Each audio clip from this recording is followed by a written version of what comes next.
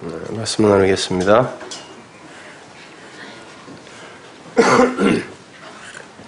산상수훈 20번째 시간입니다. 돌은 이미 던져졌다. 마태복음 5장 31절 32절 2절입니다. 함께 봉독합니다.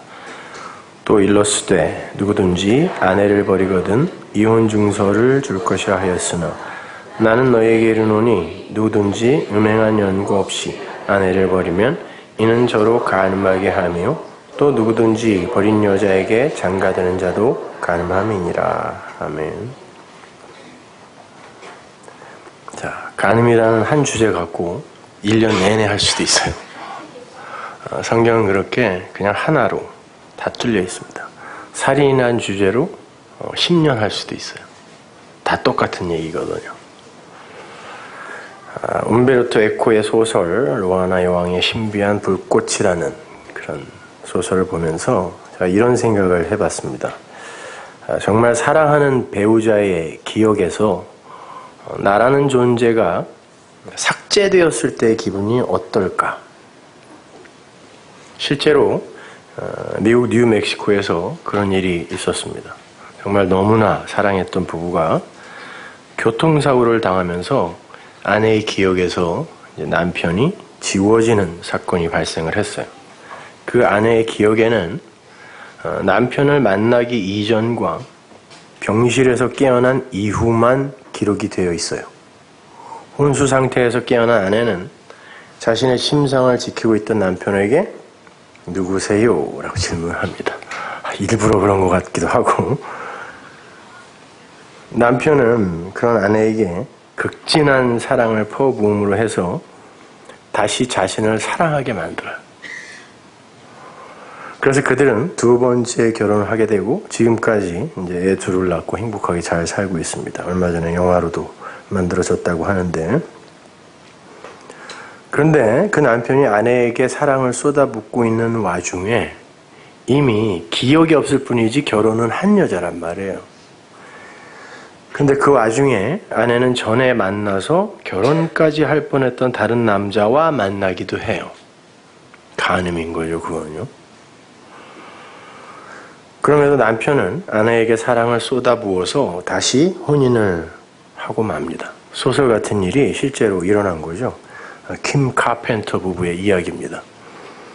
저는 움베르토 에코의 소설이나 그 킴 카펜터 부부의 이야기를 읽으면서 우리의 참 신랑이신 예수 그리스도를 생각했습니다. 한 몸이었던 신부가 세상으로 내려가서 신랑에 대한 모든 기억을 상실해 버렸어요. 그리고는 세상과 열심히 간음을 하면서 삽니다. 너무너무 사랑하면서 살아요. 그런데 신랑은 집요하리만치 신부에게 집착을 해요. 결국 신랑은 신부를 돌이켜서 당신을 사랑하게 만들어버려요. 인간들 사이에 사랑과 미움이라는 건 고작해야 두 사람이 보낸 시간과 사건에 의해 만들어지는 감각적인 어떤 것에 불과해요. 그 시간과 사건이 없으면 그 둘은 그냥 남이에요. 그래서 그렇게 사랑하는 사람들 사이에 존재했던 시간과 사건들이 쑥 빠져버리게 되면, 기억에서 사라지게 되면 둘은 서먹한 타인이 되는 거예요. 지금 곁에 있는 남편이나 아내를 한번 바라보세요. 보기도 싫어요? 딱 두 사람 보네요. 그 사람과 함께 했던 시간과 사건들이 모두 사라졌을 때 처음 본 그 사람을 지금처럼 사랑할 수 있을 것 같으세요? 지금 그 사람과 보낸 시간과 사건이 하나도 없어졌어요. 그 사람을 지금 처음 봤어요. 그 배 나온 그 사람, 쭈글쭈글한 그 여자, 사랑하겠냐고. 아니, 첫눈에 반하는 사람도 있지 않나요? 뭐 이런 질문을 하는 분이 계실지도 모르겠지만, 사람이 누군가를 보고 첫눈에 반한다는 건 자기 탐심에서 나오는 거지 사랑은 아니에요. 내가 나의 욕심으로 그리고 있던 어떤 그림과 싱크로율이 높은 어떤 일을 만났을 때 우리는 첫눈에 반했다고 말을 해요. 그러나 그렇게 나와 첫눈에 반한 사람과의 사이에 시간과 사건이 채워지면 그 첫 감정은 얼마든지 변하게 돼요. 그게 인간들의 사랑이에요. 그런데 그런 인간들의 사랑과는 상대도 되지 않는 아가페의 사랑이 있어요. 아가파우의 사랑. 그게 바로 우리 신랑 하나님의 사랑이에요. 그 사랑은 이미 영원 전부터 우리에게 쏟아 부어진 사랑이에요. 우리와 그 신랑과의 어떤 시간과 사건이 채워지지 않아도 그냥 그 홀로 완전한 사랑. 그게 하나님의 사랑이에요. 우리는 그분이 누구인지도 모르는 상태에서 신랑의 사랑을 받은 자들이죠. 그게 바로 교회의 창조잖아요. 우리는 그러한 신랑의 지체들이에요. 없음이었던 자들이 하나님과 연합이 되어버린, 그래서 신부가 되어버린, 신랑과 신부는 하나라 그랬어요. 한 몸. 그렇게 하나님과 연합이 되어버린 말도 안 되는 사랑의 사건이 이미 묵시 속에 일어나 버린 거예요. 사랑은 이미 완료의 상태로 묵시 속에 벌어진 사건이에요. 그리고는 그 유한의 신부들에게 그 무한의 신랑과 그 사랑, 그게 창조죠. 아무것도 아닌 자들을 자기의 신부로 만들어낸 게 사랑이라니까요. 그게 창조잖아요. 그 창조, 신랑과 그 창조를 설명하고 소개하기 위해 그들 수준의 설명력 모형인 하늘과 땅, 즉 천지 만물이 창조된 거고, 이렇게 하늘에는 있지도 않은 부부 관계라는 게 이 세상에 잠시 존재하는 거예요. 하늘에 가면 여러분은 부부 아니에요. 신랑은 한 분 하나님밖에 없고 우린 다 신부라니까요. 다행이에요, 되게. 그리고 신랑은 열심히 그 유한인 신부들의 기억 속에 당신의 사랑을 새기는 거예요. 그게 역사입니다. 그리고는 결국에 그 신부로 하여금 신랑의 사랑 앞에 항복하게 만들어 버리시고 다시 자신의 갈비뼈로 그 신부를 끌어당겨서 영원한 한 몸으로 존재하시는 게 하나님 나라예요. 신랑을 떠난 신부는 절대로 자의로 신랑에게 돌아올 수 있는 능력이 없어요. 유한은 유한만 사랑할 수 있어요. 근데 유한이 유한의 울타리 안에 있는 걸 사랑하는 걸 성경이 간음이라고 한다니까요. 그러니까 유한은 간음밖에 할 수 있는 게 없어요.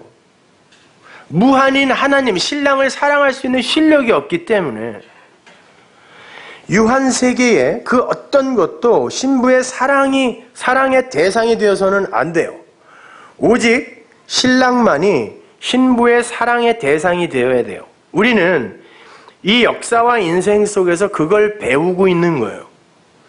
따라서 세상과의 간음이라는 그 과정은 성도의 인생 속에 있어서는 안 되는 금기사항이 아니라, 물론 하나님 나라에서는 있을 수도 없고 있어서도 안 되는 금기사항이 맞지만 이 역사 속에서는 필연적으로 통과해야 하는 필수 과정인 거예요. 그래야 신랑의 소중함을 알 수 있거든요. 마음껏 신랑 말고 유한의 것들을 마음껏 사랑해 보라는 거예요. 너 자신부터 시작해서 네가 사랑할 수 있는 것 전부 다 사랑해 보라는 것이죠. 이게 역사예요. 그리고는 그게 뭔지 배우라는 거예요. 그리고 내게 돌아오라는 것입니다. 여러분이 지금 진리를 알고 있다고 하면서도 수시로 세상과 간음하는 삶을 살고 있는 이유인 거예요. 마치 빛이 무엇인지를 더 오롯하게 드러내기 위해 어둠이 존재하고, 반대로 빛은 어둠을 설명한다라고 이야기할 수 있어요. 그거는 참 진리가 무엇인지를 드러내기 위해 거짓 것들이 존재하죠. 거짓 것이 뭐예요? 참을 그대로 모형하고 있는 참이 아닌 거, 그게 가짜예요. 이 세상 전체가 다, 보이는 모든 게 다 가짜예요. 여러분은 국어사전의 개념으로 자꾸 이해하시려고 그러면 안 됩니다, 여러분. 그게 가짜예요. 이게 실체가 아니라니까요, 여기가. 이 안에 하나님이 내용으로 들어있는 거란 말이에요. 그래서 참을 설명하기 위해 가짜가 존재하는 거예요. 그렇기 때문에 가짜가 나쁜 게 아니라고요. 물론 참이 실체로 올 때 사라져야 할 것이지만 그걸 그 속에서 참을 발견해낼 수 있다면 그게 왜 나쁘냐고요. 그리고 진짜를 설명하기 위해 모형으로서의 가짜가 있어야 하듯 신랑의 사랑을 설명하기 위해 신부의 간음, 신랑의 사랑, 세상의 사랑, 이건 다른 거거든요. 그 신랑이 얼마나 우리를 사랑하는가를 보여주기 위해 세상이 우리를 사랑하는 것처럼 여겨지는 이 세상을 살게 하시는 거예요. 그래서 우리는 마치 우리를 붙들고 있는 그 가짜 남편이 이 세상이 우리를 사랑하는 것처럼 그렇게 여기면서 산다니까요, 이 세상은. 어둠과 거짓, 가짜가 옳다는 게 아니에요. 그 안에 들어있는 그것들이 설명하려고 하는 빛과 참, 참은 알레테이아, 진리예요. 빛과 참, 진짜가 옳다는 거예요. 그 안에 들어있는 게. 생각해 보세요. 성도가 말씀을 통하여 진리가 되면요, 어둠과 거짓과 가짜 속에서 빛과 참 진리와 진짜를 볼 수 있어요. 제가 지난 주일날 말씀드렸던 것처럼 성경도 그것 자체가 하나님이 아니에요.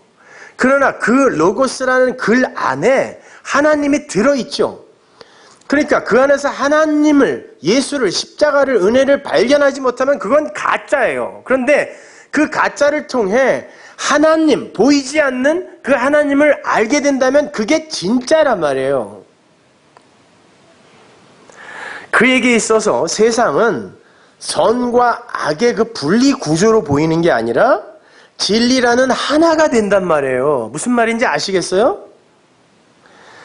추함과 아름다움도 하나고 부와 가난도 결국에는 하나예요.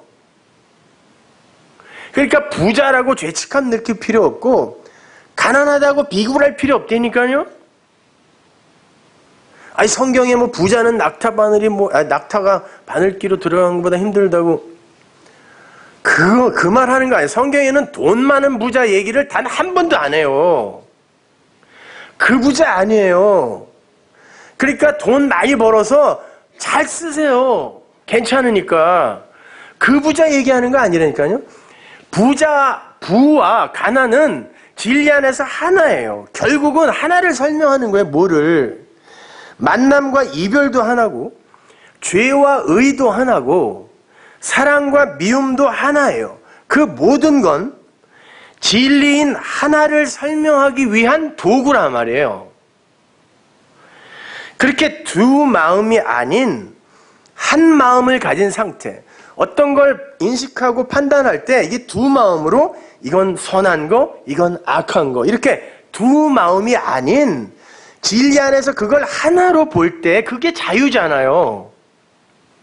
하나로 볼 때 그걸 성경이 모노게네스라고 써요. 그 모노게네스라는 단어를 우리말 개역성경은 독생자라고 번역을 했는데 그건 하나인 외아들을 가리키는 게 아니에요. 유니크. 두 마음을 가진, 온통 세상에 두 마음을 가진 자들밖에 없어요. 왜? 여기는 아담의 후손들밖에 없으니까. 거기에 모노게네스, 한 마음을 가진 진리가 유니크하게 왔다. 그래서 모노게네스지 외아들이란 말 아니에요. 그거요. 아버지란 말도 여러분이 알고 있는 그런 아버지 아니에요. 아버지와 내가 하나다. 뭔 말인지도 모르면서 그냥 막연히 믿고 있는 척하고 앉아있는, 물어보면 하나도 모르면서. 그 아버지 아니라니까요.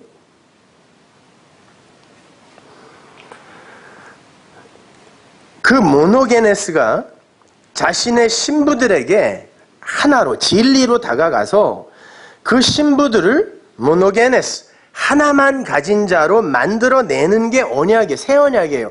그래야 그들이 천국을 살아요. 안 그러면 그 두 마음으로 죽는 날까지 지옥 산다니까요. 아니 영원히 지옥 살아요. 그걸 이 생에서 하나로 만들어버려야 돼요.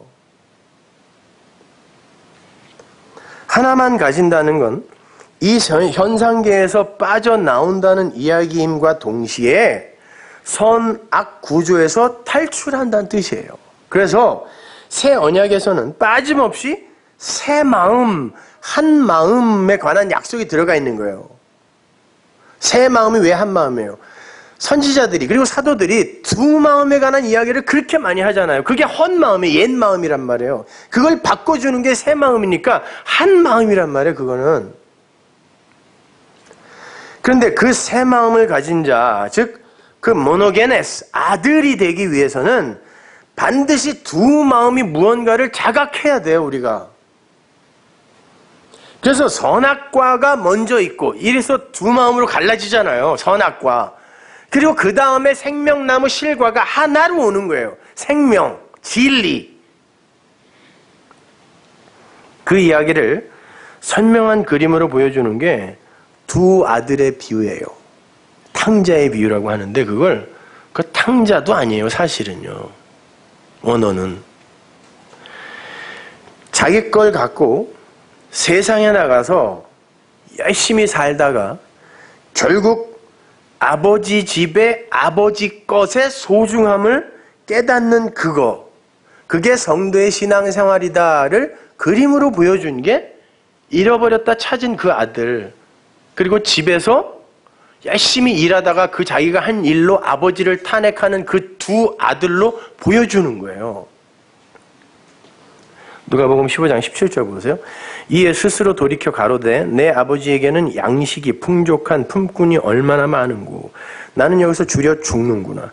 내가 일어나 아버지께 가서 이르기를 아버지여 내가 하늘과 아버지께 죄를 얻었사오니 지금부터는 아버지의 아들이라 일컬음을 감당치 못하겠나이다. 나를 품꾼의 하나로 보소서 하리라 하고. 이건 시편에 많이 반복되어 나오는 이야기입니다. 이거요. 둘째 아들이 아버지에게 자기 걸 달라고 해서 그 자기 걸 가지고 세상으로 나가요. 그건 아버지의 아버지 것이 아니라 아들이 달라고 한 그 인간의 그 자기 거. 인간들이 지금 갖고 있는 그 자원 있죠? 그거 자기 거예요. 그거 갖고 이 세상에 온 우리 이야기 하는 거예요. 자기 거. 그거 갖고 한번 살아보라는 거예요. 자기 거 갖고. 그래서 성경에 보면 네 것이라 그래요.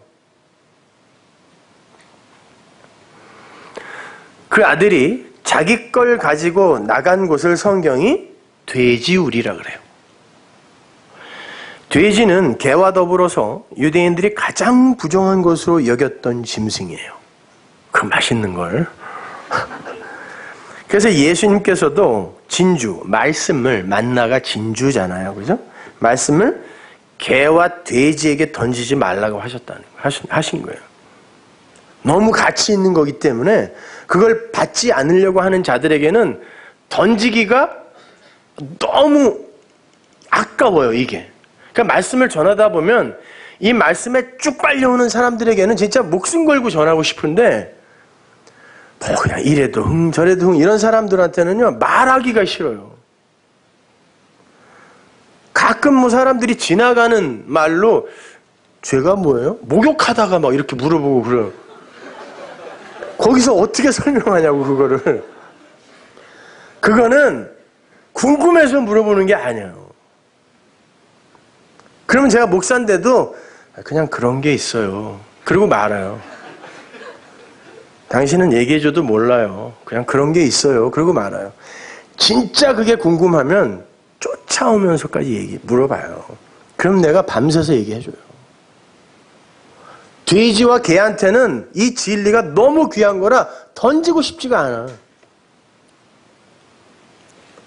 그렇게 아버지의 아들이 세상에 나가서 자기 것으로 자기의 행복을 추구하며 열심히 살다가 보니까 자기가 살고 있는 곳이 돼지우리라는 것을 알게 되더라는 거예요. 그걸 다 날려서가 아니에요. 그렇게 사는 게 돼지우리에서 사는 거구나를 알게 되는 거예요. 여러분이 망해서 정신 차리는 게 아니라니까요.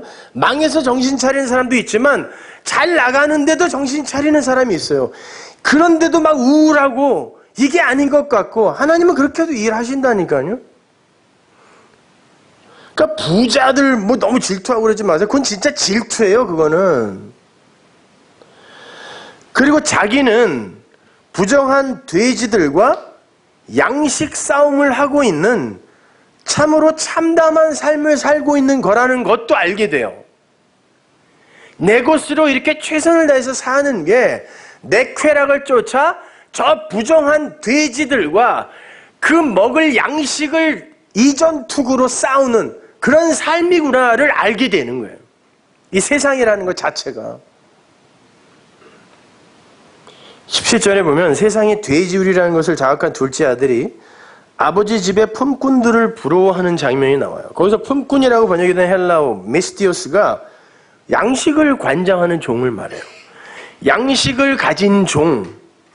드디어 아버지의 아들이 아버지 집에서 아버지의 양식을 갖고 사는 삶이 얼마나 가치 있고 소중한 삶인지를 깨닫고 있는 거예요. 돼지우리에서. 이 세상에서요. 거기서 양식이라고 번역이 된 알토스가 떡이에요, 떡. 성서 안에 진설병을 가리키는 떡, 알토스예요, 그게. 그게 뭐예요? 만나. 하늘의 만나, 떡, 말씀. 우리의 진짜 양식. 아버지의 떡, 아버지의 양식이에요, 그게. 그 떡이 풍족한 일꾼들이 아버지 집에 많다는 걸 알게 된 거예요. 아, 그게 진짜 행복한 거고 걱정할 게 없는 삶이구나. 그 품꾼들을 오히려 부러워하는 거예요, 이제 지금. 그런데 자신은 돼지우리 같은 세상에서 돼지가 되어서 돼지들과 경쟁하면서 돼지처럼 살고 있어요. 그걸 자각하고 알아가는 걸 내가 세상에 대해서 죽는다, 내 육이 옛사람이 죽는다라고 하는 거예요. 내가 돼지구나, 부정한 자구나, 이거 아는 게요. 그걸 죽는 거예요, 그게. 자신의 행위와 소유와 업적들이 전부 돼지 똥에 불과하다는 걸 알게 될 때 그 돼지 우리 안에 돼지 똥밖에 뭐가 있어요? 돼지가 먹는 주엄 열매하고 돼지 똥, 이부자리가 있겠어요? 가구가 있겠어요? 뭐가 있겠어요? 그러니까 이 세상은 전부 돼지 똥인 거예요. 그래서 사도 바울이 배설물이라고 한 거예요. 그 똥이란 단어예요. 우리는 그걸 알게 될 때 우리가 입고 있는 아담이라는 옷을 조금씩 벗게 되는 거예요. 이건 신뢰할 게 아니네. 사랑할 게 아니네. 이렇게. 그래서 17절이 아폴루미라는 단어로 끝나는 거예요. 나는 여기서 줄여 죽는구나 그러잖아요. 그 단어가 완전히 파괴하다, 멸망하다라는 뜻이에요. 아들이 자신의 실체와 세상의 실체를 깨닫게 되자 그가 완전히 파괴되었다라는 뜻이에요. 죽음인 거죠. 자기 부정인 거예요, 그것이. 근데 18절이 어떻게 시작하죠? 내가 일어나 라고 한글 개혁성경이 기록을 하고 있는데 아니스템이라는 단어예요. 그 단어는 죽은 자가 살아나다 라고 할 때, 부활을 가리킬 때 쓰는 단어란 말이에요. 그 단어가 쓰인 것을 한 곳만 찾아드릴게요. 마가복음 12장 25절. 사람이 죽은 자 가운데서 살아날 때에는 장가도 아니가고 시집도 아니가고 하늘에 있는 천사들과 같으니라.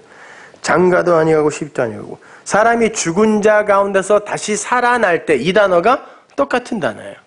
내가 이제 죽었으니 살아나서 아버지의 양식으로 가야지 라는 뜻이에요. 우리가 탕자라고 부르는 그 아들은 세상에 나가서 열심히 세상과 간음을 하며 부정한 돼지들과 동일한 가치관으로 세상을 살다가 그 세상에서 죽고 아버지 집에 대해 다시 살아나게 된 거예요. 잘 보시면 둘째가 반복해서 하는 말이 내가 아버지께 죄를 지었다라는 말이에요. 내가 인생의 관역을 잘못 잡았다. 하마르티아거든요. 정말 자기를 살리는 참 양식은 돼지우리 같은 세상에는 없더라는 것을 안 거예요. 세상에 있는 모든 게 돼지가 먹는 주염 열매더라는 것입니다.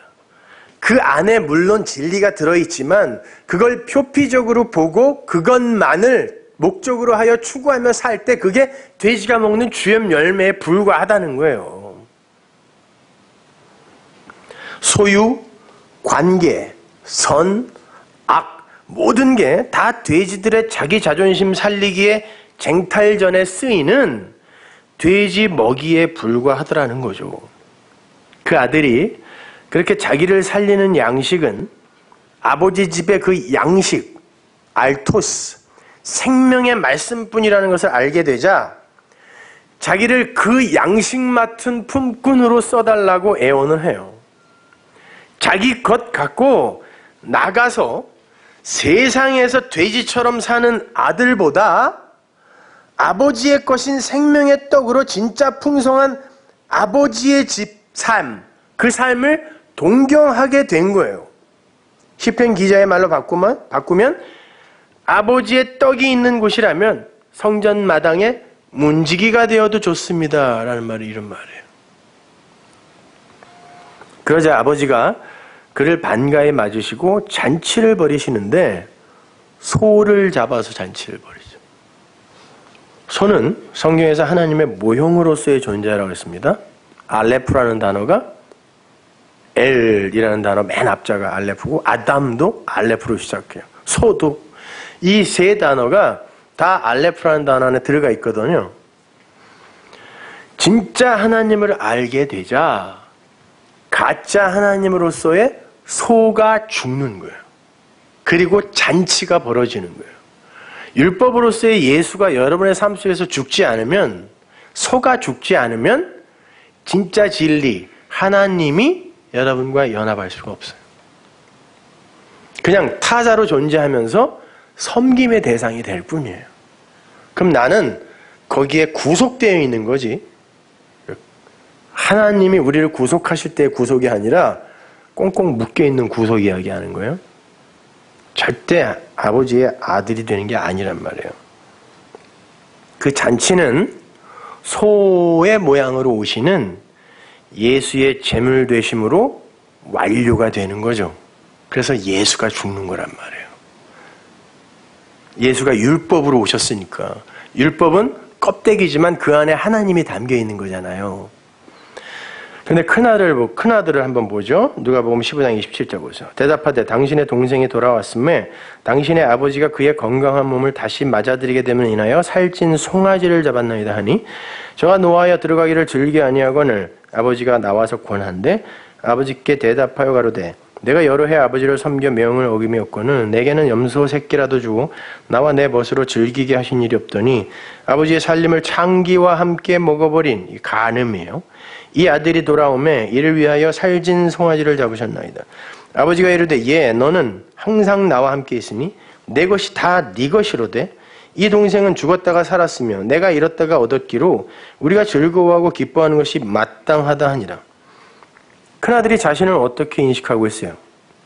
29절을 보면 아버지를 섬겨 명을 어긴 적이 없는 자로 자기를 인식하고 있어요. 나는 아버지의 명을, 율법을 어긴 적이 없어요. 성경에 나오는 부자들이 전부 이 얘기하죠. 나 다 지켰는데요. 그러잖아요. 아버지 집인 예루살렘도 떠난 적이 없어요. 성전. 아버지 집이잖아요, 그게. 성전이란 말이 아버지 집이란 말이거든요. 누구 이야기죠?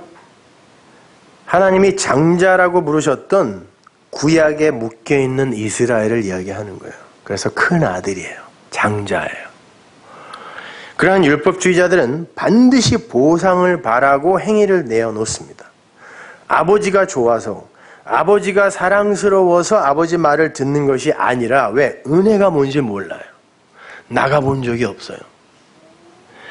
나의 유익을 위해 나의 능력을 발휘하여 아버지로부터 어떤 걸 받아내려고 하는 거예요.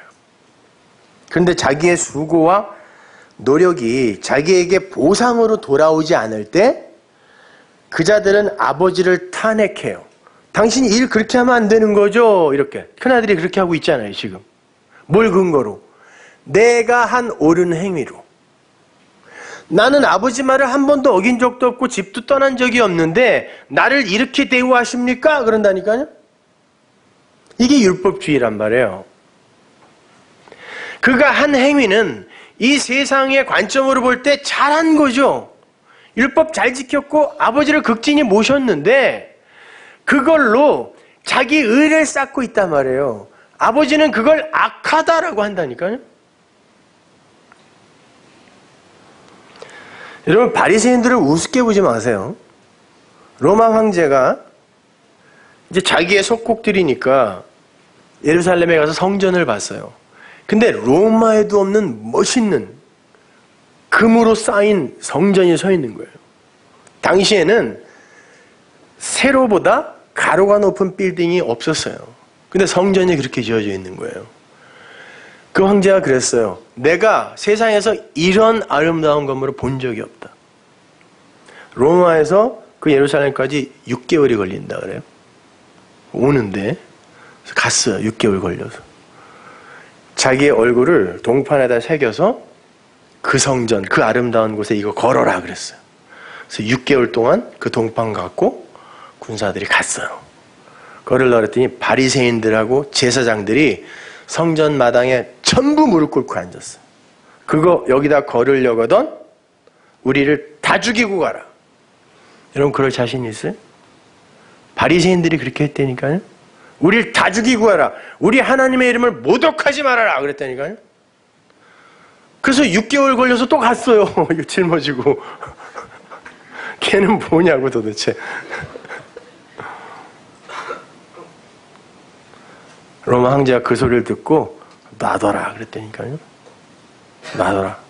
건드리지 마 그랬어요. 그러나 인간들의 그런 행위들은 결국 자기 의쌓기의 수준에서 못 벗어나는 것임을 이 큰아들의 모습을 통하여 보여주는 거예요. 폭로해버리는 거예요. 그래서 28절에 그 장자가 노했다라는 단어가 나오는 거예요. 그 단어가 올기조인데요. 산상수훈에 형제를 향하여 노하는 자마다 심판을 면치 못한다의 그 노하다랑 똑같은 단어예요. 지금 큰아들이 심판을 면치 못하는 어떤 짓을 하고 있는 거예요. 형제에게 노하고 있잖아요, 지금. 그놈은 간음하고 온 놈인데, 부정한 돼지우리에 가서 창기들과 간음하고 온 놈인데, 어떻게 그놈에게는 이렇게 잘해주고, 나에게는 어떤 보상도 안 해줍니까? 노했단 말이에요. 올기조. 하나님은 형제에 대하여 그렇게 노하는 자는 심판받는다 그랬다니까요. 그건 세리와 창기를 향해서 난 저들과 같이 더럽게 살지 않는 깨끗한 자입니다. 참 그래서 너무 감사합니다. 라고 했던 자기 의를 자랑했던 그런 바리새인들, 율법주의자들의 그런 모습을 보여주는 것임과 동시에 부정한 자가 되셔서 십자가에 달리심으로 형제의 죄를 용서하시고 아버지에 대해서 다시 살아나심으로 그 죽어야 할 형제에게 생명을 허락해 주신 예수의 십자가 자체를 부정해버리는 거예요.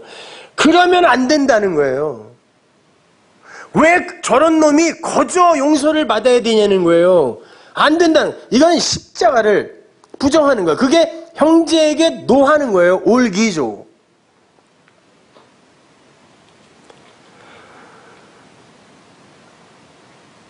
둘은 정확히 같은 이야기를 하는 거예요. 그가 자기 동생을 뭐라고 부르면서 노를 바라요? 아버지의 살림을 창기와 함께 먹어버린 자. 그런데 그 간음한 자를 위해 소를 잡아 잔치를 하는 게 가당합니까? 그런단 말이에요. 그때 아버지가 뭐라 그래요?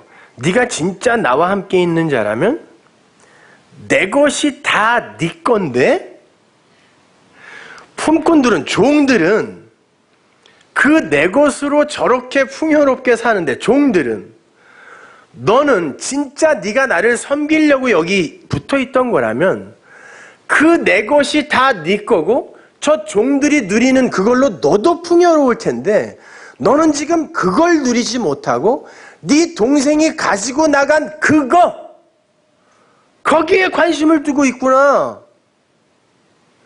그러니까 이 큰아들은 진짜 하늘의 풍요, 하늘의 양식이 뭔지도 모르고, 말씀이 뭔지도 모르고, 진리가 뭔지도 모르고, 무엇이 자기를 살리는지도 모르고, 뭔가를 얻어내기 위해, 칭찬받기 위해 죽어라고 일만 한 거예요.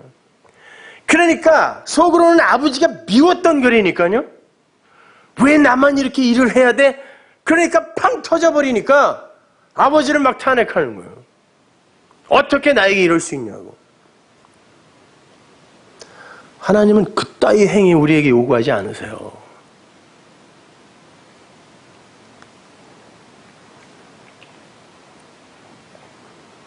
정말 아버지 것이 무엇인지 알았다면, 그 곁에 붙어서 그걸 풍성히 누리고 있었다면, 그까지 동생이 갖고 나간 거, 그건 아무것도 아니니까.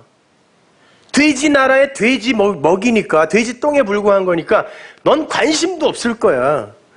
그리고 그가 그렇게 그걸 갖고 나가서 당연히 할 수 있는 건 세상과의 간음밖에 없는데 그걸 갖고 왜 네가 분개를 하니? 그거예요. 율법주의자들에게 그거 물으시는 거예요. 근데 장남은 자기 행위 속에 파묻혀서 아무것도 모르고 있는 거예요. 아버지는 그 둘째 아들을 가리켜서 죽었다가 살아난 아들, 잃었다가 다시 찾은 아들이라 그래요. 예수죠? 그 안에 우리가 들어가 있는 거란 말이에요. 예수가 이 돼지우리의 세상에 부정한 자로 오셔서 부정한 자가 되어 죽으셨다니까요. 그리고 아버지에 대하여 살았단 말이에요. 우리가 요즘 공부하고 있는 로마서 6장의 초입 부분이 다 이 얘기예요.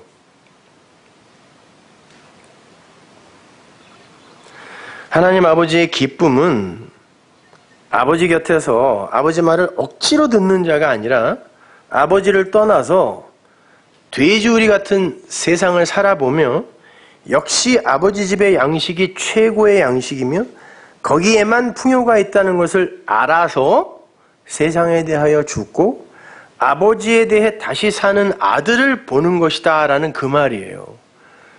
내 아들이 죽었다가 살았고 잃었다가 찾았으므로 내가 기쁘다 그랬잖아요. 아버지가. 그 아들은 아버지의 사랑과 희생을 아는 아들이기 때문에 그래요. 하나님은 우리에게 그거 알아달라는 거예요. 아버지가 어떠한 희생을 감수하고 자기들을 창조해 내었는지를 아는 아들, 십자가를 알고 은혜를 아는 아들, 그게 아버지가 기뻐하는 아들이지, 아버지의 말을 율법적으로 잘 듣고 겉만 번드르르한 행위를 내어놓으면서 그 옳은 행위로 아버지를 탄핵하는 그런 아들은 심판에 합당한 자일 뿐이라는 거예요. 그래서 거기에 심판의 근거인 올기조라는 단어가 들어가 있는 겁니다. 제가 살던 LA에 그 할리우드라는 동네가 있는데 거기 가면요 유대인들이 굉장히 많아요. 그래서 토요일 날만 되면 이렇게 빵떡모자 쓴 랍비들이 까만 양복들을 입고 그 회당, 시나고그로 막 예배드리러 가요. 근데 추운 겨울에도 맨발로 다니요. 고행을 해요. 그런 사람도 있고 한 여름인데 밍크코트 같은 뚜껑을 입고 다니는 사람도 있어요. 뭐 하는 짓인지 모르겠어요. 그 사람들은 두 가지 옷감으로 된 옷을 안 입어요.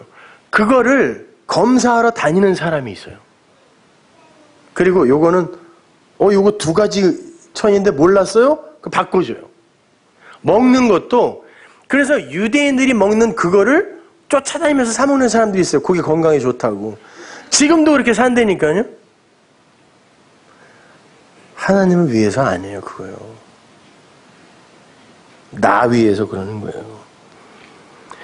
따라서 성도라는 사람들은 반드시 이 돼지우리 같은 간음의 세상 속에서 현행범으로 붙들리는 경험을 해야 돼요.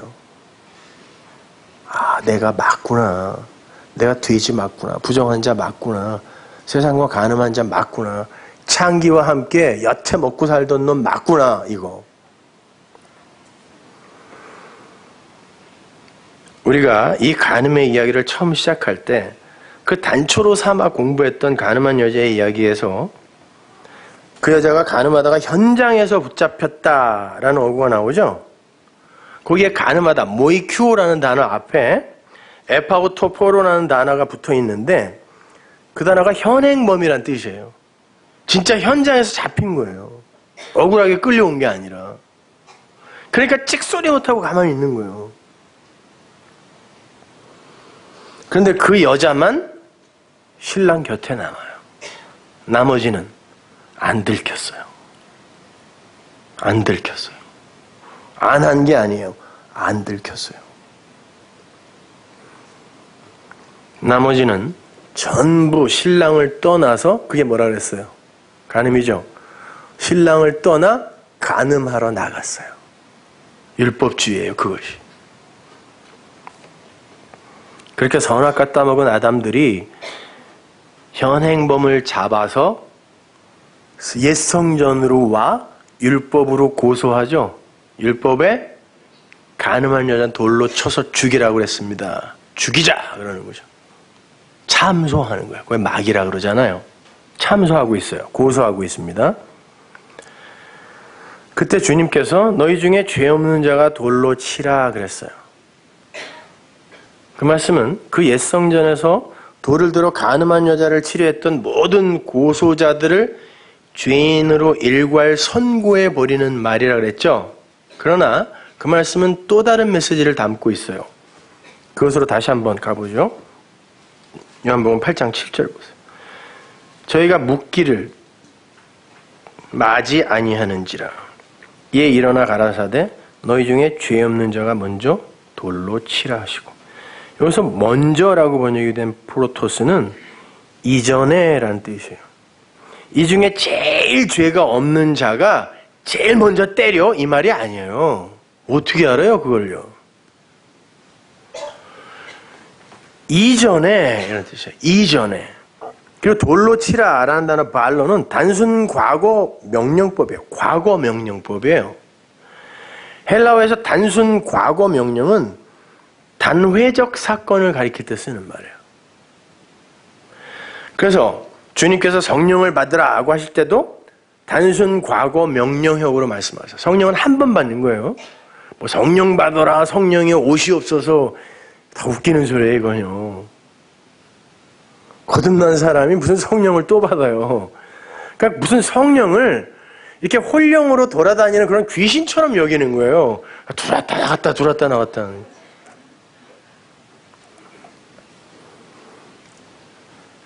그 단순 과거 명령은 두 번 일어나면 안 되는 거예요. 한 번 일어나야 되는 거예요. 영단번.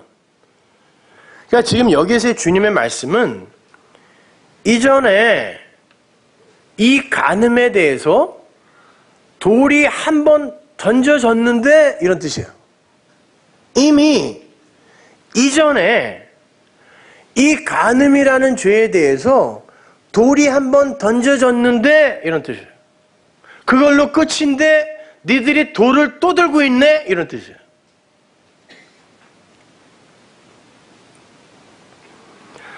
그런데 누가 그 간음에 대해서 돌을 던졌다고 그래요? 이 중에 죄가 없는 자라고 되어 있는데 전혀 없는, 티끌만큼도 없는 이런 뜻이에요. 죄가 전혀 없는 자가 돌로 쳤는데 죄가 전혀 없는 자 누구예요? 그 중에서 예수예요. 내가 벌써 과거에 한 번 쳤는데 이런 뜻이에요. 성경에서 간음을 논할 때마다 등장하는 사건이 광야의 금소 사건이에요.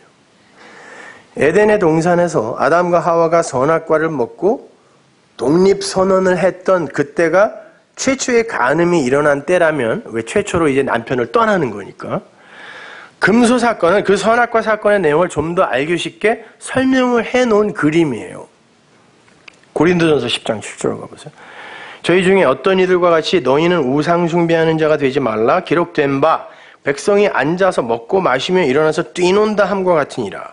저희 중에 어떤 이들이 간음하다가 하루에 23,000명이 죽었나니 우리는 저희와 같이 간음하지 말자. 이거 모압에서의 일이죠.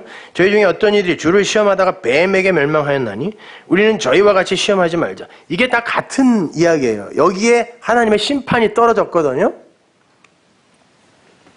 성경은 우상 숭배를 이방 여자들과 모압 여자들과의 간음과 연결을 시키고 있고, 그게 곧 뱀에게 물려 죽는 일이다. 뱀이 뭐라고 했어요? 이름이 나하시, 말이 없음, 비진리, 잘못된 말, 나하시. 뱀이라는 단어의 뜻이 그거예요. 그 뱀에게 물려 죽는 거예요. 뱀에게 속아서 인간의 능력과 지혜와 가치를 의존하게 되고, 이게 에덴 동산에서의 뱀 사건이란 말이에요.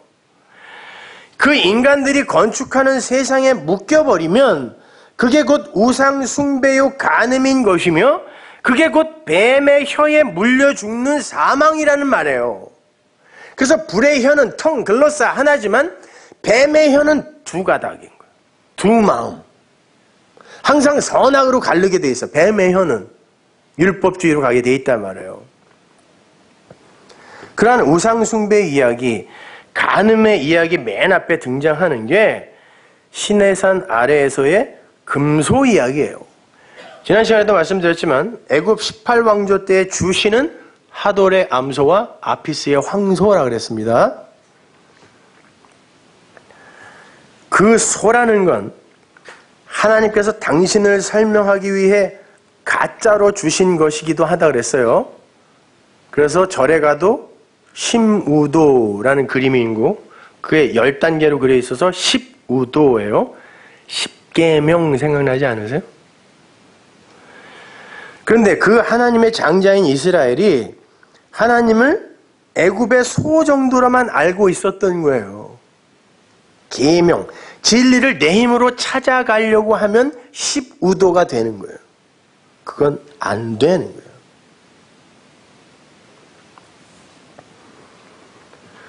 풍요의 신, 부자가 되고 싶어하는 자들의 신, 그 부자는 내가 하나님의 진짜 양식, 그게 있어야 부자거든요. 근데 그거가 하나도 없이 엉뚱한 세상 것들, 비진리로 부자가 되고 싶어하는 그 자들의 신이 소란 말이에요. 애굽에는 라라는 신이 있었어요. 그것도 안 보이고 안 들리는 신이에요. 그래서 애굽 사람들은 멤피스라는 도시에다가 소를 갖다 놓고요. 살아있는 소. 그걸 금으로 입혔어요. 치장을 했단 말이에요. 그리고 거기에다가 제물 드리고 거기에서 제사 지내고 소원 빌었어요. 그 소에게 제사 드리는 걸 400년 동안 했던 사람들이 광야에 나와서 하나님을 뭘로 그리겠냐고요. 당연히 소로 그리죠. 근데 하나님은 뭘 얘기하시냐면 니들이 생각하는 그 소가 바로 나야를 이야기하는 게 성경이란 말이에요. 니들은 껍데기만 보면서 그 소를 찾고 있는데 그게 니들이 소로 알고 있는 그게 나야를 이야기하는 게 성경이면 이 역사라니까요.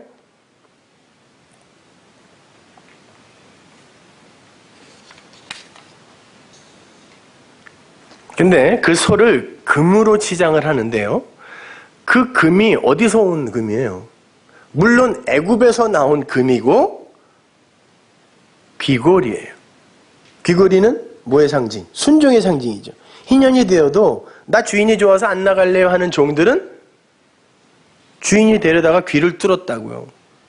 나는 주인께 순종하겠습니다 라는 상징이 귀걸이에요. 그래서 귀걸이 한 사람들은 지금 누구에게 지금 묶여 있는 거라고.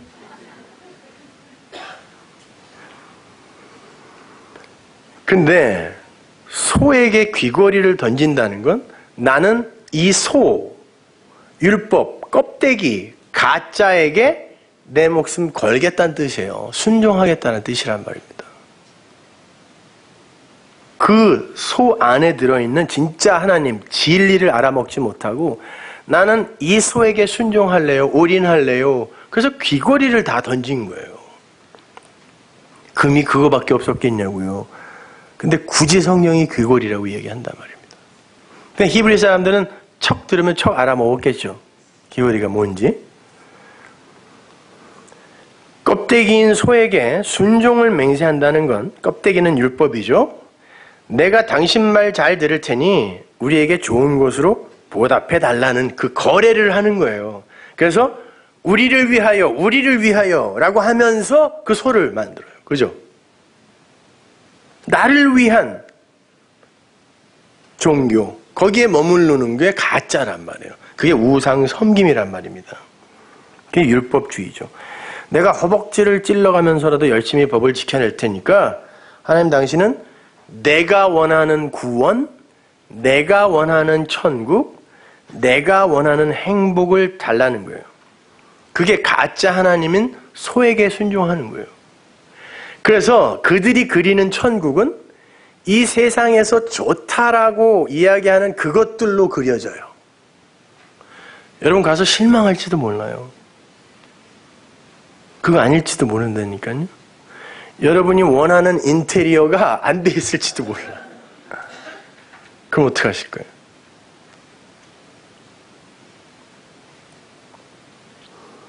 그러니까 전부 지가 생각하는 자기가 만들어 놓은 관념 속에서의 기독교를 믿는 거예요. 그러니까 하나님도 그런 거. 그러니까 전부 금이야.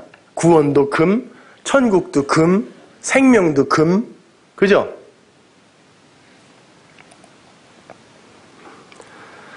그걸 간음이라 그래요. 그런 거에 대한 사랑이 싹 가시고 그 진리인 하나님이 사랑의 대상이 되어야 진리가 된 거예요. 자, 그 자리에 뭐가 던져졌어요? 그 간음의 자리에. 돌비, 하나님이 법을 써서 준 돌이 거기에 던져졌다니까요. 심판인 거예요. 율법의 현장에 율법이 떨어져 심판이 일어나요. 법의 세상에 예수가 법으로 오셔서 깨짐으로 해서 심판이 일어나는 거예요. 그리고 그 돌의 심판으로 인해 그들의 죄가 사해지는 게 구원이에요. 그래서 그 시내산 아래의 사건이 오순절, 사도행전 2장의 오순절과 연결이 되어서 여기서 이렇게 죽어야 되는 자들이 예수가 십자가에서 죽음으로 다시 살아났다. 그래서 3,000인 거예요.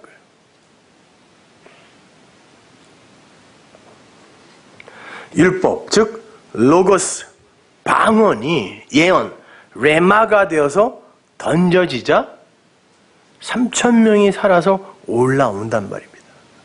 율법, 껍데기인 법이 레마, 진리인 하나님으로 전해지니까 죽어야 되는 자들이 살아 올라오는 거.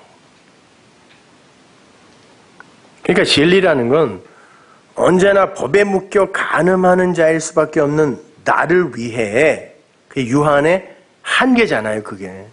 나를 위해 죄 없으신 예수가 법이 되어 던져지심으로 깨져서 심판을 받으시고 그 간음이라는 죄 자체를 없애버리셨다라는 걸 그 내용으로 하는 거란 말이에요. 그런데 그러한 진리의 현실을 깨닫지 못한 채 여전히 율법이 정한 육체적 간음만을 향해 돌을 들고 있는 자들이 뭐예요? 그게 진짜 간음인 거예요. 예수 그리스도의 십자가 용서, 그 은혜를 여전히 깨닫지 못하고 여전히 율법으로 이 세상이 위법으로 규정해 놓은 껍데기인 계명이 규정해 놓은 그걸 치려고 돌 들고 서 있는 거. 그러면 이미 돌로 던져진 예수의 십자가가 이 돌로 부정이 되는 거예요. 이걸 율법주의라 그래요. 근데 오늘날 우리도 이걸 하고 있다니까요.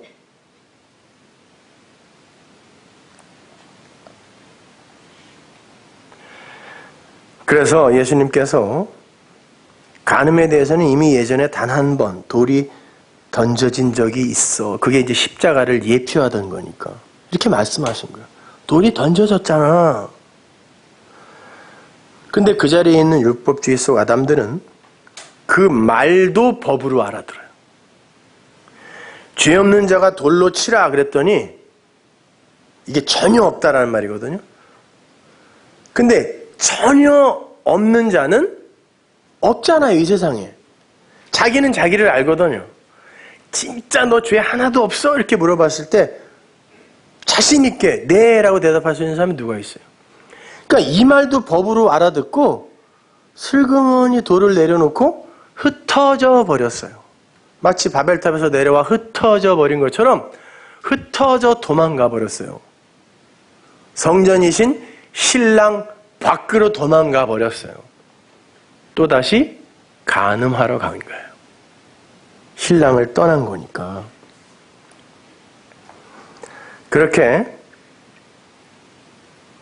법을 통하여 스스로를 보고 그 신랑이 그 앞에서 면목 없어서 스스로 도망가게 되는 걸 지옥이라고 해요. 지옥은 누가 보내서 가는 게 아니에요. 스스로 가게 되어 있어요. 거기가 법의 세계거든요. 흙들의 세상.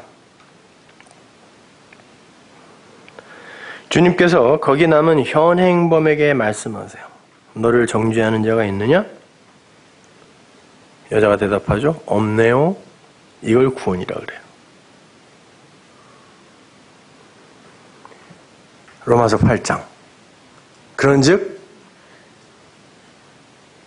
구원 얻은 자들에게 결코 무엇으로도 정죄할 수 없다 그러잖아요. 결코. 내가 나를 바라볼 때 나는 간음한 현장에서 붙잡힌 현행범이 맞아요. 나는 하나님, 신랑보다 나를 더 사랑해요. 이 내 안에 코스모스, 세상이 다 들어있어요. 내가 나를 사랑하는 한 나는 세상을 사랑해요. 아니라고 말하지 마세요. 그래서 우울한 거고, 그래서 이렇게 슬픈 거고, 고통스러운 거고, 다 나 사랑해서 그런 거예요. 그게 나쁘다는 거 아니야. 당연해요, 그건요. 그러니까 내가 간음한 현장에서 붙잡힌 현행범 맞아요. 근데 자기가 맞을 돌을 어떤 이가 대신 맞고 이미 심판을 받아버린 거예요. 그렇게 해서 모든 참소자들을 다 물리쳤죠. 참소자들을 다 물리친 거를 계시록에서 구원이라 그런다니까요. 승리라 그래요, 그거를. 얘가 깨끗해서가 아니에요. 하나님이 법 참소자를 물리쳐버린 거예요. 그걸 구원이라 그래요. 용서가 일어난 거예요.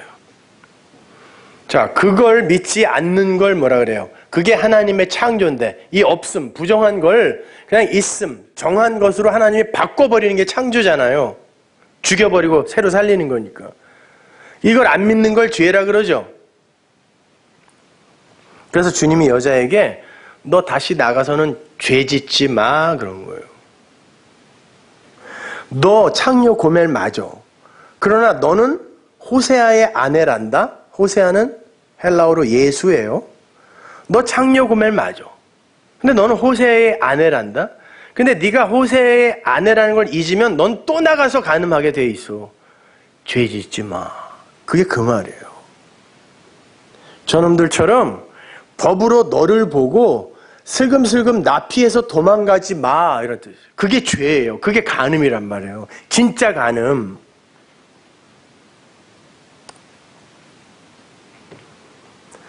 그렇게 되면 어떤 일이 일어나는지 베드로가 이렇게 이야기합니다. 베드로전서 2장 4절. 사람에게는 버림바가 되었으나 하나님께는 택하심을 입은 보배로운 산돌이신 예수께 나와 너희도 산돌같이 신령한 집으로 세워지고 예수 그리스도로 말미암아 하나님이 기쁘게 받으실 신령한 제사를 드릴 거룩한 제사장이 될지니라.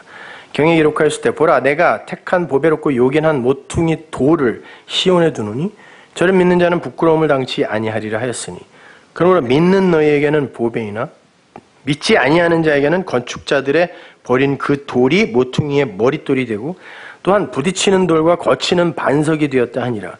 저희가 말씀을 순종치 아니함으로 넘어지나니 이는 저희를 이렇게 정하신 것이라. 그렇게 정해놓은 사람들이 있어요. 진리를 던져도 그걸 로고스로만 받으면 그게 법이 되어버리면 그 돌에 맞아 죽는다는 뜻이에요. 그런데 그 돌을 믿으면 그러죠.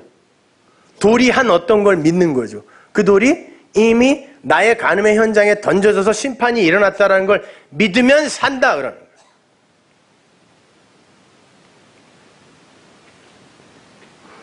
누가복음 20장 18절 보세요. 저희를 보시며 가라사대 그러면 기록된 바 건축자들의 버린 돌이 모퉁이의 머릿돌이 되었느니라 하며 어찌미뇨. 무릇 이 돌 위에 떨어지는 자는 깨어지겠고 이 돌이 사람 위에 떨어지면 저를 가루로 만들어 흩으리라 하시니라. 서기관들과 대제사장들이 예수의 이 비유는 자기들을 가리켜 말씀하신 줄 알고 즉시 잡고자 하되 백성을 두려워하더라.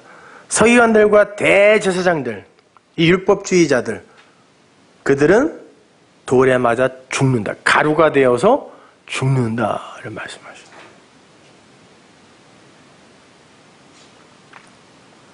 그러니까 예수라는 돌, 곧 말씀이에요. 돌은요. 그러니까 돌이 떡이 되게 하라라고 마귀가 이야기했을 때 예수님이 떡은 말씀이다 그랬잖아요. 그러니까 돌이 말씀이란 말이에요.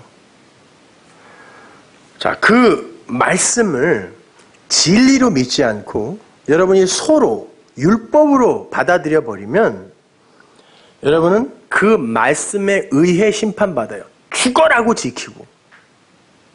그래서 계시록에 가면 생명책이 있고 행위의 책들이 있어요. 복수에. 여러분 성경을 진리로 보면 이게 다 십자가, 하나님, 예수로 진리로 하나 한 책이에요. 그런데 이걸 법으로 보면 66권이 되는 거예요. 책들이 돼요. 율법이 된다니까. 세목이 되어버려요. 지켜야 할 거, 하지 말아야 할 거. 요게 행위로 심판받을 자들의 책이라 그래요. 요한계시록이. 근데 생명책은 단수예요. 또 한 책이에요. 진리. 그래서 예수님도 너희들이 심판받을 너희들이 나중에는 내 말로 심판받을 거야 그러잖아요. 내가 한 로고스 그 말이 너희들을 심판할 거다 그래요. 열심히 지켜. 열심히 행해봐. 그 말이 너희를 심판하는 도구가 될 거야. 그런다니까요. 자, 그렇다면 성전 마당에서 심판을 받은 사람들은 누군 거예요? 율법의 근거에서 간음한 여인에게 돌을 던지려고 했던 그 사람이 예수라는 돌에 맞아 산산이 흩어진 거예요.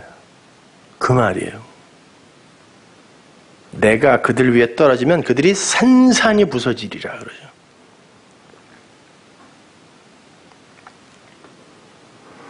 원래 율법에 기록된 돌로 쳐라라는 말은요. 큰 돌, 한 돌로 이렇게 한 방에 찍어서 죽이라는 거예요. 안 죽으면 한 번 더 찍을 수 있지만 요만한 돌 갖고 수백 명이 모여서 하나씩 던져서 죽이라는 말 아니에요. 원어로 보면 하나로 돌로 찍어 죽이라는 거예요. 그게 무슨 말이냐면 뜨인 돌인 예수가 다니엘서에 나오는 그 신상을 부수죠. 그 이야기 하는 거예요. 그 한 돌이 한 방에 부수는 거예요. 그게 심판이란 말이에요.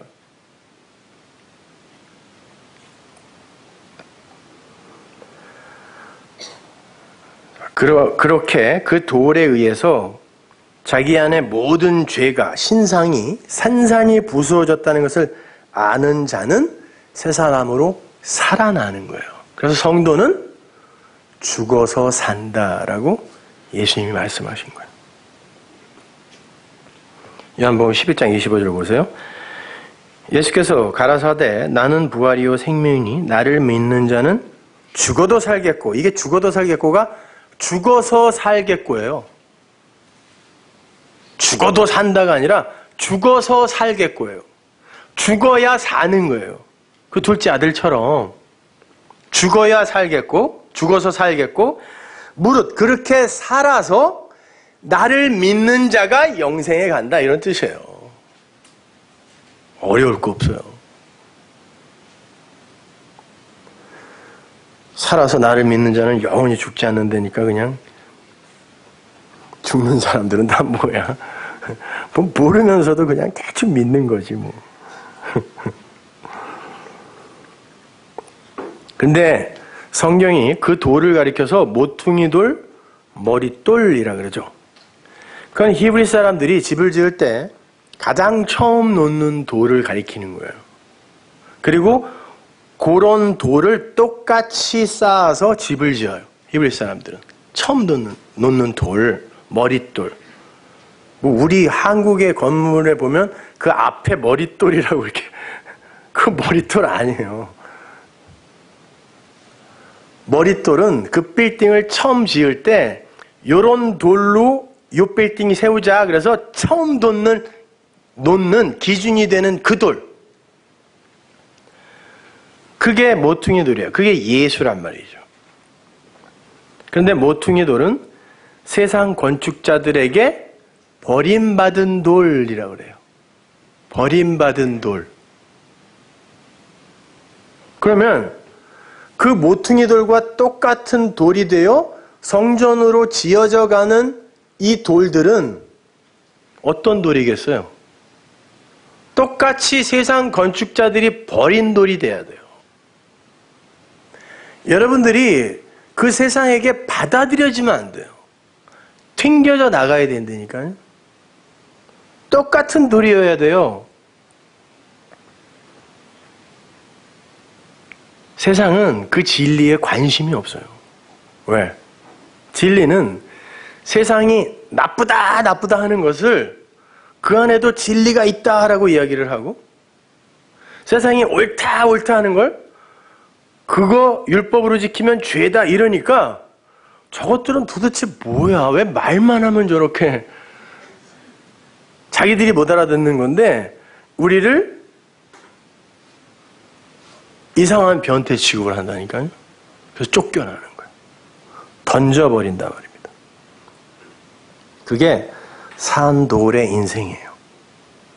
여러분, 선악의 구조 속에서 선과 악이라는 분리된 마음으로 사는 모든 인생들이 다 고통스럽게 살아요. 아름다움과 추함이라는 선악 속에서 세상에서 아름다움은 선이 되어 있어요. 추함은 악이 되어 있다니까요. 누가 결정했냐고요, 이거를. 그리고 이쁜 게 뭐냐고요. 인간 아담들이 자기가 합의한 거라니까요. 근데 우리는 도대체 귀신이 씌었는지 그걸 다 따라가고 있어요.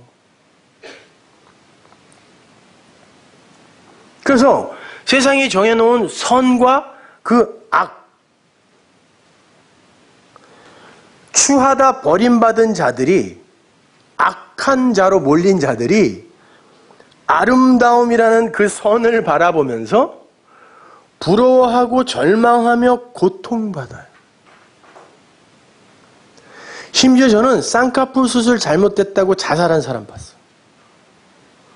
아무도 그 눈에 관심이 없어요. 근데 자기만 거기에 관심이 있어요. 그 죽어버려요. 뭐 대단하다고 말이죠. 세상이 규정한 부라는 선과 가난이라는 악 사이에서 부라는 선에 근접하지 못한 자신을 자책하며 고통받아요. 스스로 고통받아요. 착함이라는 선과 착하지 않음이라는 악 사이에서 억지로 착해지려 노력하며 고통받아요. 이러한 분리가 바로 율법이고 거기가 죽음의 현장이며 그 죽음의 현장이 지옥인 거예요. 하나님 나라는 이것과 저것이 없는 곳이에요. 우리가 선과 악이라고 규정해 놓은 모든 것이 진리라는 하나로 모아져야 거기에 자유가 있어요. 여러분은 이 세상의 선과 악이라는 모형 속에서 진리를 깨달아야지 그 모형에 묶여서 질질 끌려다니다가 정작 그 속에 담긴 하나님의 은혜는 보지 못하고 자신들의 의만 쌓다가 고통스럽게 쌓다가 지옥 가는 거예요. 그것 자체에 가치를 두게 되면 인간들의 선악체계는 아주 매력적이에요.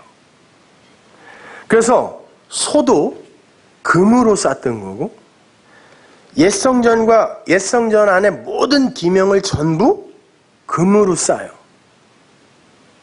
이건 상징적인 거예요. 전부 금이에요. 옛 것들. 다 모형이요, 가짜들이에요. 율법은 그렇게 근사하다는 거예요. 그들은 그 금 속에 들어있는 참성전의 의미를 알지 못해요. 그래서 예수님께서도 어리석은 소경된 인도자들이 진짜 성전을 무시하고 그 성전을 쌓고 있는 금에만 관심을 두고 있다라고 이야기하는 거예요. 야, 성전을 두고 맹세해야지 성전에 금을 두고 맹세하는 게 더 가치 있냐? 그래요. 너희들은 그 금에만 관심이 있지 그 성전, 하나님이라는 그 본질에 대해서는 관심이 없구나. 그게 옛 성전이잖아요. 율법이라니까요, 그것이. 세상의 모든 도덕, 윤리, 선행 등은 전부 하나님을 내용으로 담고 있는 거예요. 근데 그것 자체에 가치를 두게 되면 그게 바로 우상이 돼요. 그리고 그렇게 산 나가 영광을 받아요. 기독교는 그거 아니란 말입니다. 그렇다고 우리는 이제 아무것도 하지 말고 그냥 막 살자. 우리 안에서 뭐 죄밖에 안 나오는데 그냥 대충 그냥 막 살아. 이것도 예수님의 십자가와 피를 내 밖에 두고 나와 관계없는 것으로 두고 우상시 해버리는 거예요. 이것도 우상 숭배예요. 그러니까 잘 분별하셔야 돼요. 나는 십자가와 아무 상관없는 타자로만 보고 그저 죽은 자로 죄인으로만 살겠다고 하는 거? 십자가가 다 해냈다. 그게 우상이지 뭐예요. 그게 내 십자가라니까요. 나와 상관없는 십자가, 그건 우상이에요. 성경은 분명 죽음과 삶을 동시에 일어나는 걸로 설명을 해요. 내가 예수라는 산돌에 맞아 죽는 그것이 곧 삶이라는 말이에요. 그렇게 살아난 자들에게 가치관과 세계관의 변화가 없다라는 건 말이 안 되는 거예요. 반드시 지향성이 달라져요. 그래서 고민하는 거고, 그래서 괴로워하는 거고, 그래서 진리에 목말라 하는 거고, 이게 다 변화지 뭐예요. He's changing me. 어떤 분들이 아까 이제 그 찬양할 때 저 양반이 미쳤나 갑자기 He's changing me가 뭐야? 맞아요. He's changing us. 그분은 우리를 바꾸고 계시다니까요. 진리로. 근데 뭐 죽을 때까지 죄만 지고 간다는 게 무슨 말이냐고 도대체가.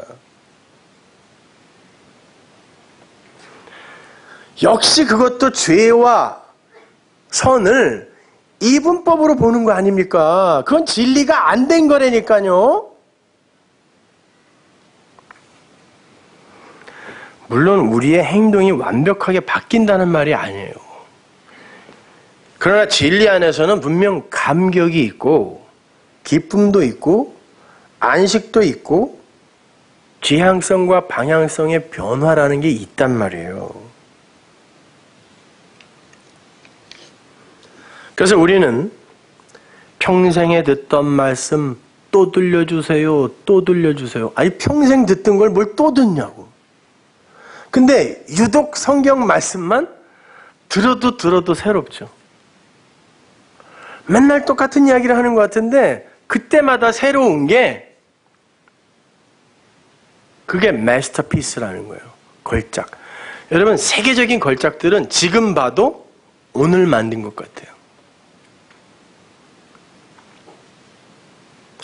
말씀이 그렇다니까요. 또 듣고 또 듣고 또 듣는데 늘 새로운 거. 이게 진리란 말이에요.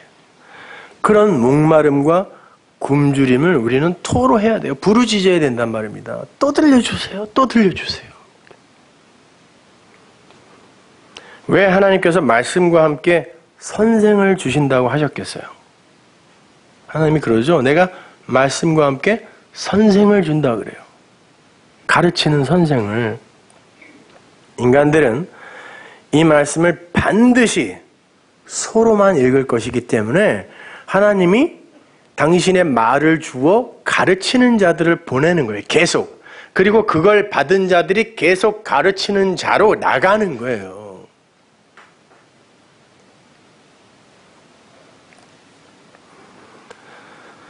신라 때 이스라엘의 유리병이 실크로드, 무역로인 실크로드를 통해서 신라로 들어왔어요.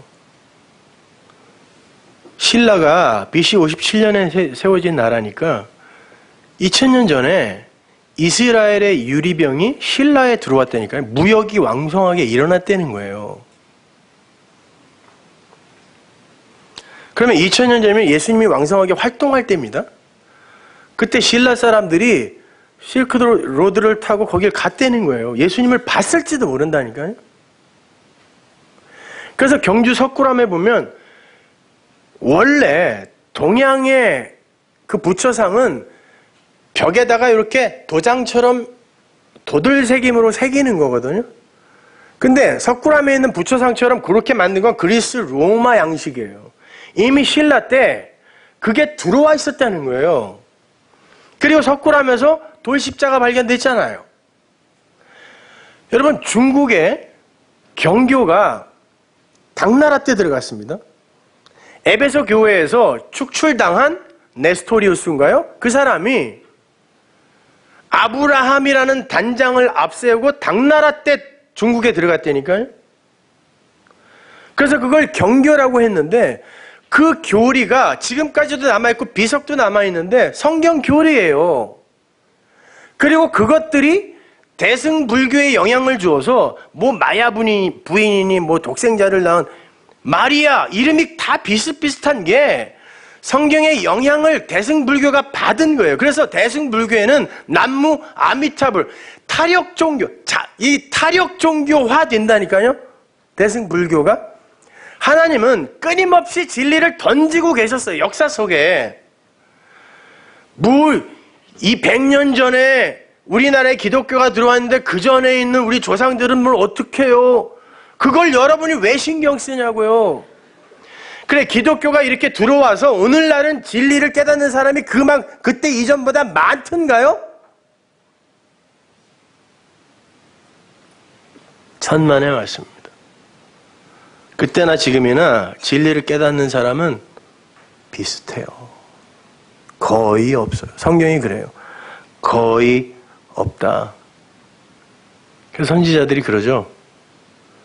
나가서 막 말씀 전하다가 하나님 앞으로 와서 하나님 좀 알아들을 수 있는 말로 주세요. 그래서 도대체 뭔 말이에요? 하나님이 그래요. 알아듣든지 못 듣든지 그대로 가서 전하라 그래요. 듣는 이들이 있다는 거예요. 그러니까 어려운 게 맞는 거예요. 어느 날 딱 뚫리면 그처럼 쉬운 게 없어요. 어려운 게 맞는 거예요. 우리가 알아듣기 쉬운 말로 해주세요. 어떻게 해야 알아듣기 쉬운 말이에요? 뭐 국민학교 5학년 국어책에 나오는 수준으로 얘기하면 진짜 알아들을까요? 천만에요. 못 알아들어요. 아무리 쉬운 말로 해도 못 알아들어요. 마태복음 7장 13절 보세요.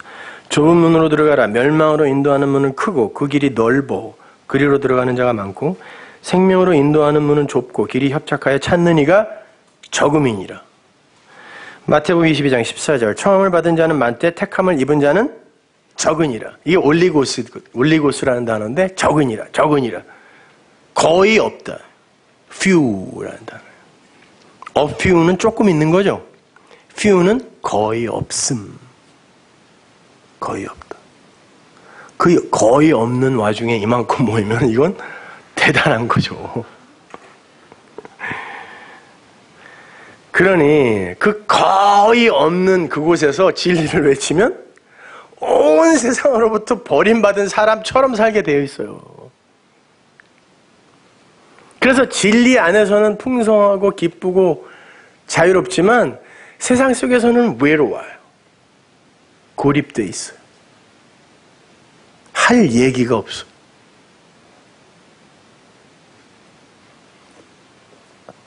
그렇게 진리는 사람들이 옳다고 하는 걸 그르다고 지적하고 그들이 그르다고 말하고 행동하는 걸 옳다고 말하는 것이기 때문에 뺨이나 맞고 조롱당하고 침뱉음 당하고 수염이나 뽑히고 그러는 거예요. 선지자들이 전부 그랬잖아요. 세상에 진리라고 믿고 있는 이 껍데기인 세상, 옛 성전, 율법을 막고 서서 너희는 여기가 여호와의 전이라 하는 거짓말을 믿지 말라.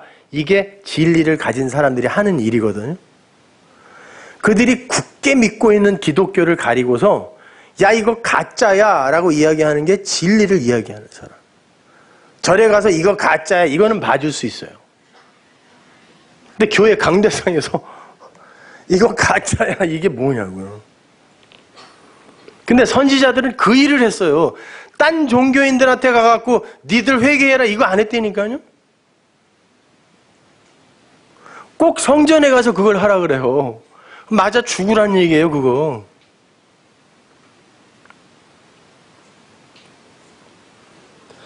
그렇게 말씀에 물을 타는 거 그걸 섞였다라고 하죠. 성경에 많이 나오는 단어잖아요. 그걸 술이라는 단어로 써요. 그래서 술 취하지 말라 이는 방탕한 것이니 그러면서 항상 같이 오는 게 뭐예요? 성령이죠. 영은 내 말이 영이고 생명이라고 했으니까 섞인 말이 술이라면 성령을 따라 행하는 건 뭐예요? 올바른 진리의 말을 따라 행하라예요. 디도서에도 나오죠. 나이 먹은 여자들아 너무 술에 종이 되어 살지 말고 순전한 말을 하라 그러잖아요. 술과 말이 무슨 술 취하면 엉뚱한 소리 해서 그러는 건가? 섞인 말 거기에 취하면 약도 없다는 얘기예요. 단순히 술 마시지 말란 말이에요. 그러면 예수님이 이 땅에 와서 술을 한 모금도 안 마셨어야 돼요. 그렇다고 오늘 나가면서 또 한 잔씩 할까? 이러지 말고. 악당들이 말이야. 꼭 그런 거는 그냥 들키지 말고 먹어요.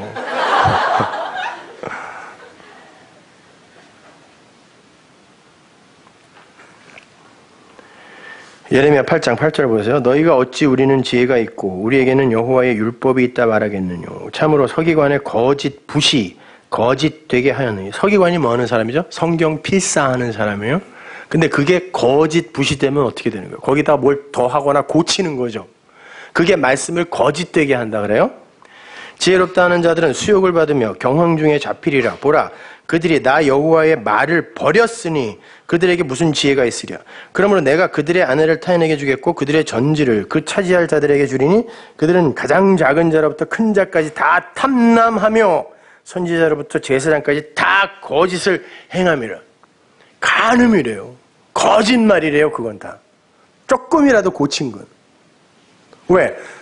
이 서기관들이 성경을 필사하다 보니까 도대체 말이 안 되는 거예요, 이게. 인간 세상의 상식으로는. 그러면 고치려고 하는 마음이 들겠죠, 자꾸. 자기 생각을 섞어서. 그리고 히브리어 같은 거는 바리똥 하나만 떨어져도 딴 글씨가 돼요. 그러니까 얼마나 이게 오도되기 쉽겠어요. 근데 하나님은 그걸 간음이라 그래요. 그걸 거짓말이라 그래요. 니들의 거짓붓으로 고친 거. 진리만 말해 라고 하는 거예요. 진리만 말해.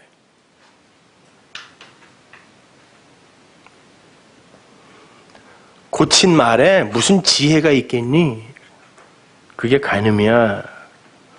하나님의 말씀을 더럽게 하는 거잖아요. 그게. 그죠? 고치는 게. 근데 말씀은 뭐예요? 보이지 않는 하나님과 하나님을 설명하는 게 말씀이니까 이걸 더럽히는 건 하나님을 욕되게 하는 걸 간음이라 그래요. 그건 죽어야 돼요. 심판받아야 되는 거라니까요. 근데 겁도 없이 그 짓들을 하고 있어요. 교회 키우려고, 덩치 키우려고. 어떻게 해서든지 여기 있는 사람들을 자기 말로 위로해줘서 보내려고 그래요. 그래서 그 다음 주에 또 오게 하려고. 아니요, 무서워서 못 와야 돼요. 진짜 여러분이 진리를 들었으면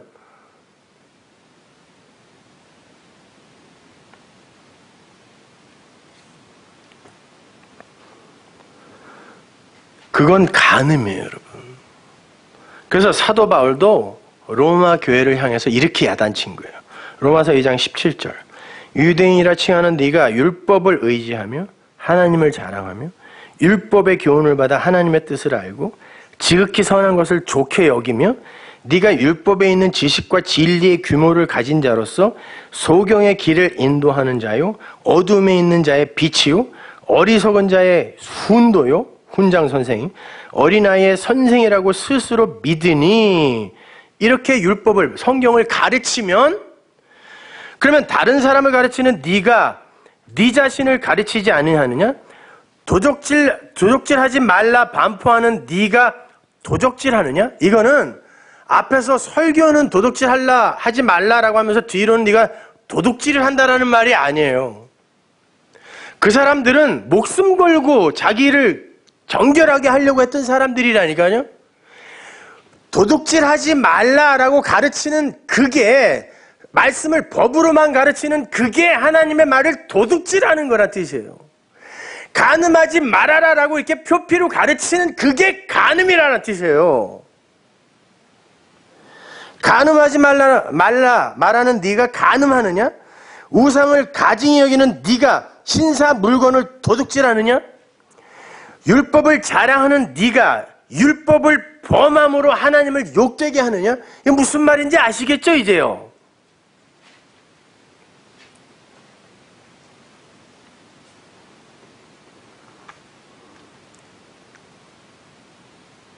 여러분이 제발 이 말씀에 갈급함을 좀 가지셔야 돼요. 뭐 너무 부담스럽게 공부하라는 말이 아니라 생각을 좀 하시면서 사시란 말이에요. 그리고 이러한 진리를 나누는 이 만남이 얼마나 귀중한 것인지 가치 있게 여기라는 거예요.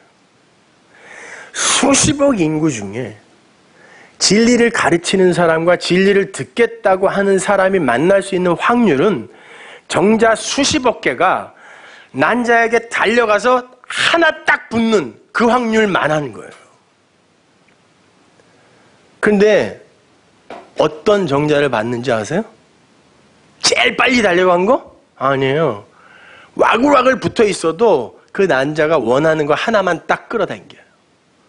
들어가면서 꼬리가 잘리고 머리가 되어 들어가요. 모든 것 안에 진리가 들어가 있다니까요. 그러면 이게 얼마나 귀한 자리인지 여러분은 아셔야 돼요. 골프 치러 간다고 안 와. 기분 나쁘다고 안 와. 코에 여드름 났다고 안 와. 그러면 할 맛이 없어, 진짜로. 이 사람들이 이걸 뭘로 알고 이렇게 가치 없이 여기나 이 생각밖에 안 든다니까요.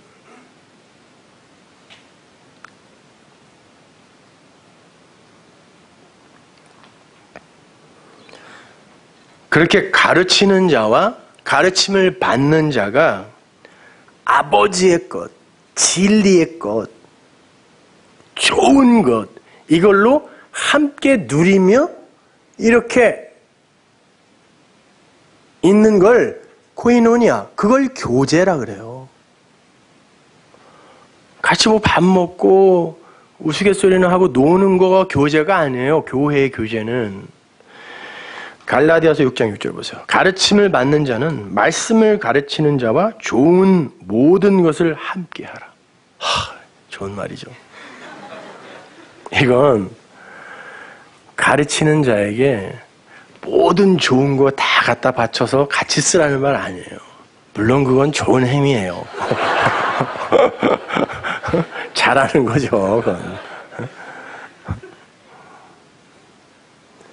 가르치는 자와 가르침을 받는 자가 무엇을 갖고 교제해요? 그 진리, 좋은 것으로 함께 하는 거예요. 그걸 코이노니아라고 해라는 말이야, 이 말은요. 그러면 이 교제가 정말 좋다면, 여러분 사랑할 때 서로 아내와 남편, 애인끼리 그 교제하는 그 시간이 얼마나 귀하고 아름답고 소중하고 그럽니까? 근데 이 진리로 교제하는 이 시간이 그렇게 가치 없다면 저는 그거는 이해할 수가 없어요.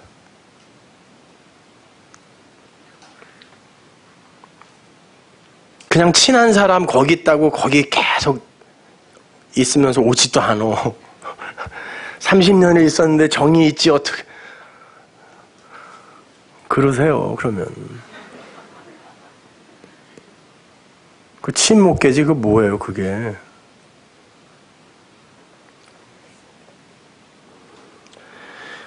중국 선종의 초조가 달마대사죠. 다르마예요. 산스크리트어로 진리란 뜻이에요. 달마가 중국에 포교를 하러 가기 위해 양무제한테 갑니다. 근데 양무제가 이미 불교에 관심이 있어서, 달마는 인도 사람이에요. 이미 불교에 관심이 있어서 절도 여러 개 짓고 서책도 많이 발간을 해서 많이 이미 나눠주고 했던 사람이죠. 그래서 다른마를 보자마자 양무제가 그러죠. 황제잖아. 중국의 황제. 천하를 다스리는 사람. 내가 이미 불교에 관심이 있어서 이렇게 절도 짓고 뭐 이제 자랑을 한 거죠. 너스레를 떤 거지. 그랬더니 달마가 그랬어요. 황제한테. 그렇게 해서 진리를 알게 된다면 모든 사람이 다 진리를 알 것이다. 그 양무제가 쫓아버렸어요. 그래서 그 달마 대사가 소림사에 가서 이제 수행을 하기 시작했어요. 문 걸어 잠그고 나오지도 않았어요. 근데 사람들이 와서 어떻게 소문이 퍼졌는지 진리를 좀 알려달라고 계속 노크를 하는데 안 열어줘요. 그러면 물러가고 계속 물러가요. 안 열어줬어요. 진리에 진짜 갈급한 사람을 찾기 위해서였어요. 근데 며칠 못 견디고 다 떠나더라는 거예요. 니들이 진짜 죽기 살기로 그걸 원한다면 니들이 이렇게 떠나겠어? 그런 거예요. 근데 실제로 어떤 사람이 그 문 앞에 꿇어 앉아서 눈이 소복히 그 몸에 쌓였는데도, 꽁꽁 얼었는데도 계속 앉아 있었어요. 근데 문 안 열어줬어요. 그러자 이 사람이 내가 그 진리를 알지 못할 바에는 차라리 신체를 포기하겠다 그래서 칼을 뽑아서 팔 하나를 잘라버렸어요. 그때 달마가 뛰어나오죠. 너다. 그 둘이 부처의 족보에 올라갑니다. 부처들이 된다. 그래서 소림사에서는 합장을 한 손으로 하는 거예요. 무술하는 사람들이 다 이렇게 하는 게 아니라 소림사에서 최초로 진리를 안 사람이 한 팔밖에 없었거든요. 그러니까 여러분 절에서도 그 진리는 물론 우리 진리와 다른 거지만 그렇게 말할 것도 아니고요. 우리 기독교에 진짜 참 진리가 있는 이곳에 그 정도의 열정도 없으면 되겠어요? 그 정도의 열정도 없다면 이게 진짜 우리의 생명에 관한 것이라고 이야기하는 게 그게 진심이겠냐고요. 여러분 더 진지해지셔야 돼요. 여러분의 영원한 생명에 관한 문제잖아요. 이게 진짜 양식이라면서요. 우리가 간음한 자 맞아요. 현행범 맞습니다. 지금도 우리는 나만 사랑하고 있어요. 우리는 여기서 다 현행범으로 지금 폭로당한 거예요. 그러나 돌은 이미 던져졌어요. 그걸 믿자는 거예요, 우리는요. 그래서 여러분에게는 결코 정죄함이 없단 말입니다. 어느 누구도 여러분에게 돌을 던질 수가 없어요. 그래서 제가 여러분 자신을 용서하라고 그런 거예요. 여러분이 용서해야 여러분이 진리를 안 거예요. 그러나 율법은 그걸 인정하지 않아요. 우리를 조롱하죠. 우리를 버립니다. 근데 예수님이 그렇게 버려졌고 모퉁이 돌이 되었으면 우리도 그렇게 가는 게 맞는 거예요. 너희들도 나와 똑같이 이렇게 버려져서 성전이 되어 가자라고 말씀하세요. 여러분은 그 진리를 외치셔야 돼요. 그리고 세상에게 버림받으셔야 돼요. 예수님은 칼을 주러 오셨습니다. 버림받으셔야 돼요. 예수로 사세요. 그러나 당당하십시오. 너무 그냥 막 죽을 것 같은 그런 글 같은 거 쓰지 마세요. 당당하게 야, 그 진리가 나를 이렇게 행복하게 하나? 그런 말 좀 이제 좀 들어보자고요. 기도하겠습니다.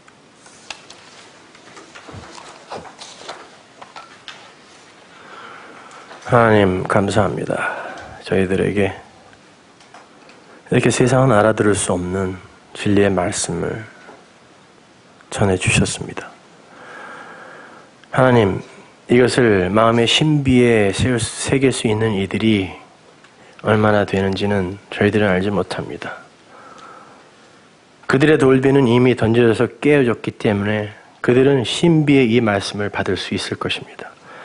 여전히 그 돌비를 붙들고 있는 그들의 그 돌비를 예수라는 돌로 깨주옵소서. 그리하여 진리가 그들을 자유케 하는 그 기적이 이곳 서문화교회에 있게 하여 주옵소서. 예수님 이름으로 기도합니다. 아멘.